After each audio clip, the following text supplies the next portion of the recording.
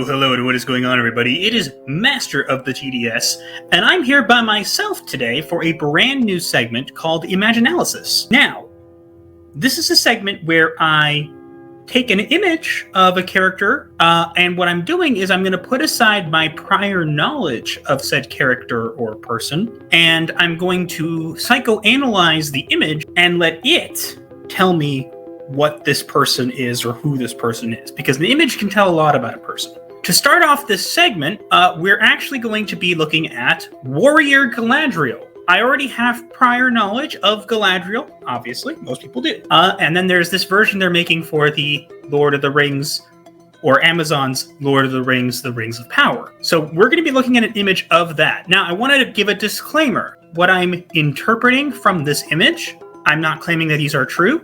I'm not claiming that these are fact. And this is just what I'm interpreting from it. And I think it's just something that's interesting that hasn't been done. So that's the idea here. Without further ado, I'm going to start. And again, I'm not going to keep this too long, but I'm going to jump in here and do what I have to do. Okay, let's take a look at this image here. All right. So right off the bat, what I can tell about this is if you look at Warrior Galadriel, she has a braid down one side, but the rest of her hair is kind of unkempt and not maintained, which tells me that the person, or Warrior Galadriel, is somewhat elegant, but is not a stranger to the battlefield, in a sense where if she was very royal and elegant, she wouldn't necessarily have hair like that sticking out. What I can see about her armor is it's nicely created. It does appear to be a way of kind of accentuating certain feminine qualities while kind of leaving things still to the imagination. It's somewhat practical. The sword that she's carrying it very strangely. I don't know why it's not strapped across her back, which makes me think she's inexperienced with the sword, but I could be wrong. Let's see. Her eyes are kind of off to one direction, kind of being like she's looking off into the distance. But at the same time, it doesn't come off as she's actually like invested in what's going on around her. It comes off as she's kind of like trying to pose, which would make more sense considering this is an image, that they took as kind of a pose. So it makes sense that it is one. Her armor has special plates by her joints on her arms, which is interesting because I've seen armor like that, but it's just an interesting kind of feature here. The biggest thing I'm seeing here, which is something that's confusing to me, and you guys can let me know what you think. Her armor is not made for war. And the reason I can tell this is because if you look, one of the key differences in this armor is that she actually has her hands free. There are no gauntlets, as you can see. Now, the problem with that for me is this character is supposed to be a warrior, which again, this image does kind of portray that.